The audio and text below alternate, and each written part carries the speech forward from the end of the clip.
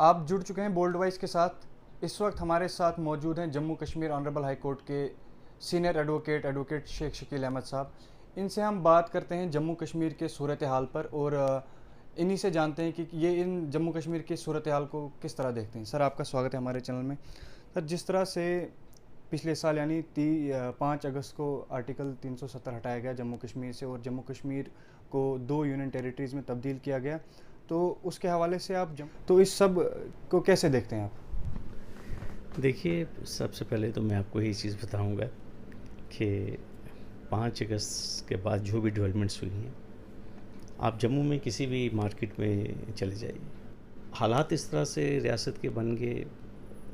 उस वक़्त किसी को मालूम ही नहीं था कि क्या होने जा रहा है। 2 बातें कहेंगी पार्लियामेंट में। पहली बात ये कहेगी कि जम्मू कश्मीर में उलगाववाद है, जम्मू कश्मीर में टेररिज्म है, और दूसरी बात ये कही गई कि जम्मू कश्मीर में करप्शन बढ़ी है।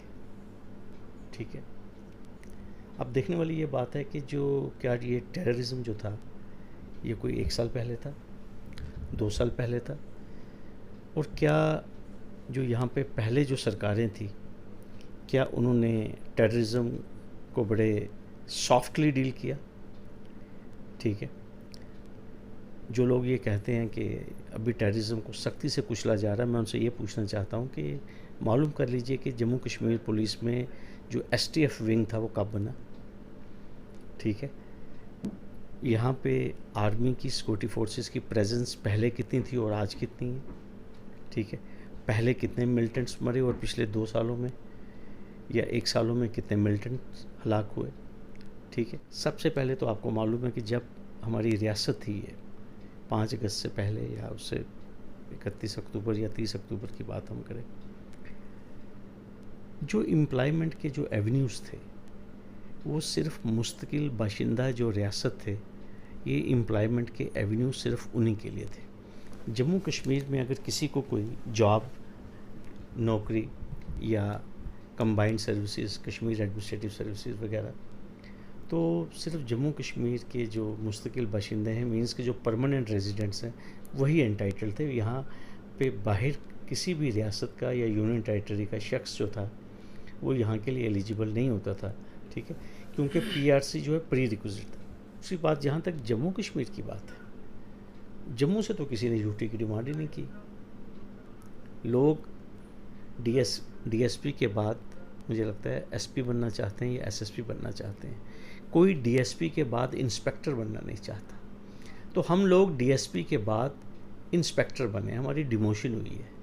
ठीक है, आप देखिए यूनियन टेरिटरीज़ में डिमांड ये होती है कि हमें प्रमोट किया जाए स्टेट में, क्योंकि जो स्टेटहुड में जो फ़ायदा है या जो कॉन्स्टिट्यूशनल प्रोटेक्शन है वो यूटी में नहीं है, इसे कहते हैं।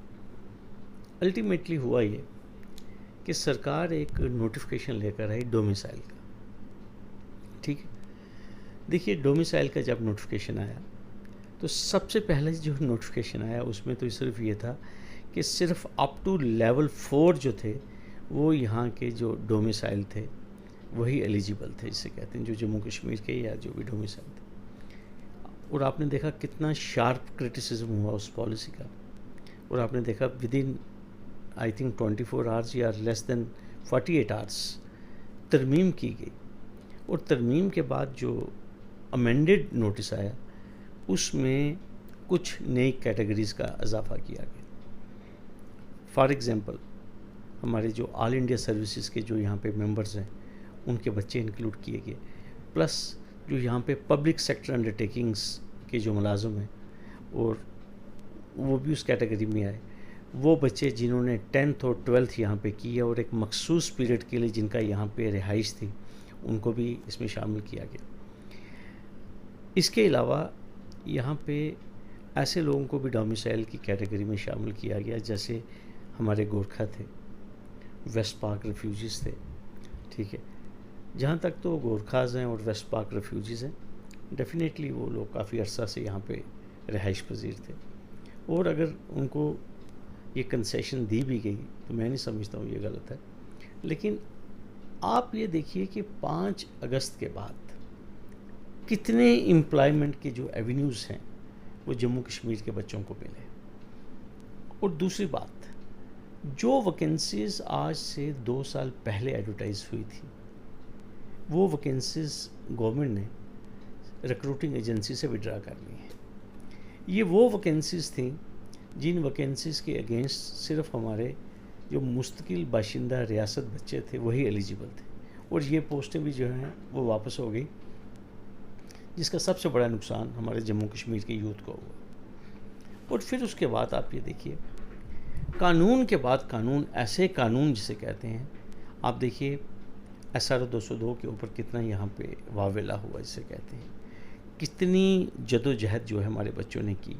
सर, जिस तरह आपने बात की डोमिसाइल की, तो डोमिसाइल जब से लागू किया गया है जम्मू कश्मीर यूटी में, इसमें रिक्रूटमेंट प्रोसेस भी अगर देखा जाए तो बाहर के भी एलिजिबल हैं।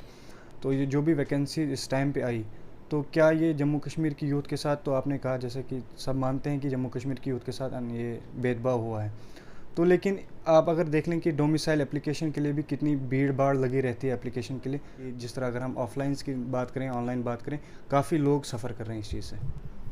देखिए, अब तो जो निज़ाम है फ़िलहाल अभी जिसे कहते हैं, ठीक है, आपको डोमिसाइल तो चाहिए हमारे बच्चों को, उनको दाखिले लेने हैं, ठीक है।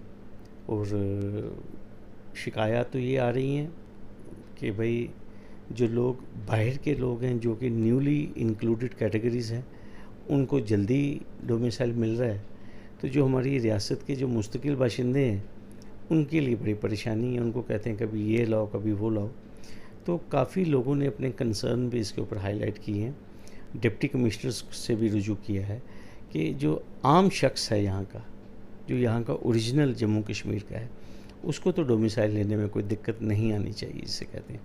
अभी मीडिया में तो आना शुरू हो गया कि फ़लाँ तहसील में 1000 जारी हो गए, फ़लाँ जगह से इतने जारी हो गए।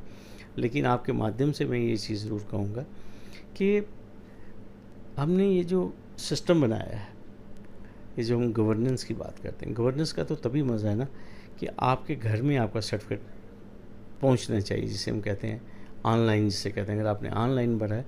और सबसे बड़ी बेस में आपको एक चीज़ कहूँगा कि जो लोग ऑलरेडी स्टेट सब्जेक्ट हैं, तो मुझे लगता है कि उनको ज़्यादा कोई डॉक्यूमेंट्स देने की ज़रूरत नहीं है। अगर उनके पास उनके स्टेट सब्जेक्ट हैं तो इसका मतलब ये है कि वो जम्मू कश्मीर के बाशिंदे हैं और जिसके ऊपर मोहर स्टेट सब्जेक्ट की लगी हुई है जिसे कहते हैं। तो मेरे कहने का ये मतलब है कि ये जो चीज़ें सामने आ रही हैं कि लोगों को डोमिसाइल लेने में भी दुश्वारी हो रही है, इस तरफ मुझे लगता है कि जो LG एडमिनिस्ट्रेशन है उनको इस मतलब देखना चाहिए, और जो भी उनको फीडबैक आ रहा है उसके ऊपर कोई ना कोई रिड्रेसल होना चाहिए।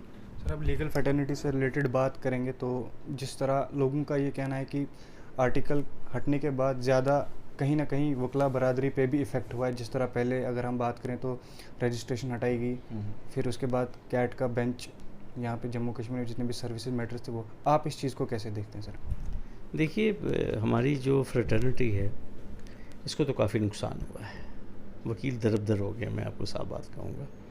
एक तो हमारे जितने भी यंगस्टर्स थे उनका काफ़ी सारा काम जो था वो रजिस्ट्रेशन की वजह से, ये जो मिसलेनियस वर्क्स होते थे, जब आपका स्ट्रगल का वक्त होता है तो उस टाइम ये चीज़ काफ़ी आपको अपलिफ्ट करती है, आपके अखराजात निकलते हैं जो हमारे यंगस्टर्स हैं। तो जिसे कहते हैं कि रजिस्ट्रेशन का काम जो है वो कोर्ट से निकल गया जिसे कहते हैं, और बहुत सारी अदालतें जो हैं वो कोर्ट कम्प्लेक्स से बाहर जा रही हैं। सुनने में आया फैमिली कोर्ट बनने जा रही है, सुनने में आया जो हमारे ट्रैफिक के जो चलान हैं ये भी कोर्ट से यहाँ से बाहर निकल जाएंगी। और सबसे बड़ा धचका जो हमको लगा है कि हाई कोर्ट से 30-32 हज़ार सर्विस मैटर्स जो हैं वो यहाँ से निकल गए और सेंट्रल एडमिनिस्ट्रेटिव ट्राइब्यूनल में चले गए। आपको पता है कितनी जदोजहद हमने सेंट्रल एडमिनिस्ट्रेटिव ट्राइब्यूनल के लिए भी की, क्योंकि जो पहला नोटिफिकेशन आया तो हमें चंडीगढ़ डिस्पैच किया गया, और फिर इमीडिएटली डॉक्टर जितेंद्र सिंह साहब ने क्लैरिफाई किया, नहीं जी, किसी को कोई वकील, कोई लिटिगेंट, कोई भी चंडीगढ़ नहीं जाएगा। फिर अल्टीमेटली अब जम्मू में एक बेंच दिया गया है, एक अनार है और 100 बीमार है। पूरी हमारी ये जो अर्स्ट रॉयल स्टेट है और ये जो हमारी यूनियन टेरिटरी जम्मू कश्मीर, श्रीनगर से भी, जम्मू से भी, और तमाम वो जो केसेस हैं उनकी सुनवाई डेली 15-20 केसेस यहाँ पे कैट में लगते हैं। और ये मैं आपको बता दूं कि जो पुराने केसेस हैं हमारे 30-32 हज़ार केसेस, अभी उनका क्या होगा हमें कुछ मालूम नहीं है। हमें रोज़ क्लाइंट्स जिसे कहते हैं फ़ोन करते हैं, तंग करते हैं कि भाई हमारे केस का क्या हुआ। हम उनको यही कहते हैं कि भाई हाई कोर्ट से रिकॉर्ड कैट में पहुंच गया है, और कैट में हम कहते हैं कि लिस्टें बन रही हैं। अब उसके बाद आगे क्या होगा, स्टाफ बहुत कम है यहाँ कैट में, एक ही बेंच जिसे कहते हैं कैट का यहाँ पे अवेलेबल है। तो हम तो बहुत ही परेशान हैं, मैं कहूँगा ख़ास तौर पर कब ये पुराने केसेस लगेंगे, कब जम्मू में 2-3-4 बेंचेस जो हैं वो कैट के होंगे, और कब कैट का बेंच श्रीनगर में भी होगा, लद्दाख में भी होगा, ये आने वाला वक्त ही बताएगा। सर, कोरोना वायरस के टाइम पे अगर हम बात करें कोर्ट्स की, तो कोर्टों का काम कहीं ना कहीं रुक गया है, स्लो हो गया है, तो ऑनलाइन काम भी चल रहा है। तो क्या आपको लगता है कि लोगों के साथ इंसाफ होने में, लोगों को इंसाफ मिलने में देरी लग रही है? क्या कुछ ऐसा मेमोरेंडम निकाला जाए जिससे लोगों को इंसाफ मिले और कोरोना वायरस से, इस महामारी से बचने का भी कोई हल हो और इस लोगों को भी इंसाफ मिलता जाए? कुछ ऐसा सेकंड वे निकाला जाए कुछ आपके नज़रिए से? देखिए, मैं आपको एक चीज़ कहूँगा, जो लोग डिजिटल हैं, जिन लोगों के पास टेक्नोलॉजी है, शायद उन लोगों को ड्यूरिंग कोविड भी फ़र्क नहीं पड़ा। और एक्सेस टू जो जस्टिस है, मैं आपको एक चीज़ कहूँगा, वो तो कभी यहाँ पे बंद नहीं हुई, मैं आपको साफ बात कहूँगा। लेकिन कहने की ये बात है कि ये जो डिजिटल और ये जो वर्चुअल हेयरिंग है, इसमें कितने लोग जो हैं इसको अटेंड कर रहे हैं।